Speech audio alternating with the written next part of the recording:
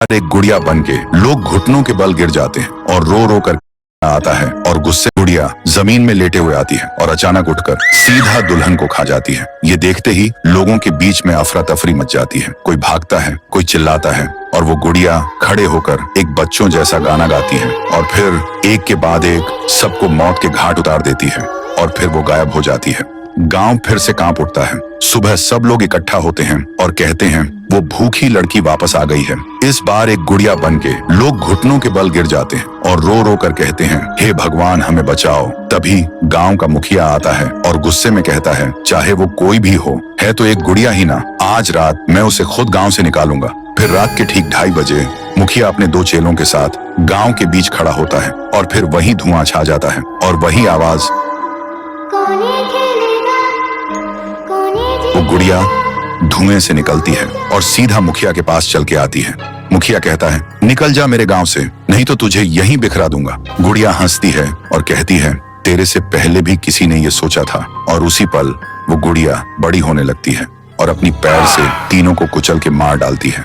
सुबह जमीन पे सिर्फ खून के धब्बे रह गए थे, लाशें जैसे हवा हो गई हो। लोग समझ गए ये कोई आम गुड़िया नहीं, इसके अंदर कुछ और ही शक्ति है। तभी गांव की एक बूढ़ी औरत कहती है, इस गुड़िया को हम गांव से नहीं निकाल सकते, इसे तो सिर्फ पीहू ही गांव से निकाल सकती है। फिर सभी लोग उसी जगह जाकर खाना रखते हैं और दिल से पीहू को पुकारते हैं, भूखी देवी वापस आइए, गांव को बचाइए। तभी जमीन से एक आवाज निकलती है और मिट्टी से बनने लगती है पीहू। लोग चिल्लाकर कहते हैं, देवी हमें बचा लो। फिर रात होती है। वो गुड़िया गाना गाते हुए आती है, लेकिन अचानक पीहू उसके सामने आ जाती है। गुड़िया रुक जाती है। पीहू उसे पकड़ने जा रही होती है, लेकिन गुड़िया हवा में उड़ जाती है।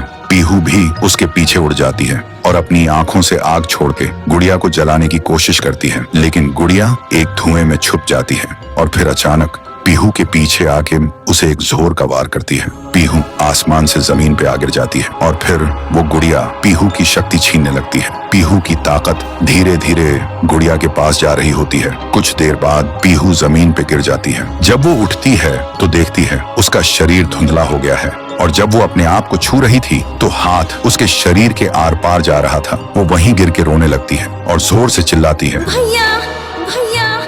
और उसकी आवाज सीधा उसके भाई के कानों तक पहुंचती है। तो दोस्तों, अगर आप देखना चाहते हो पीहू वर्सेस गुड़िया वर्सेस तुंग तुंग तुंग सहर, तो इस वीडियो को 1.5 लाख लाइक्स तक पहुंचाओ।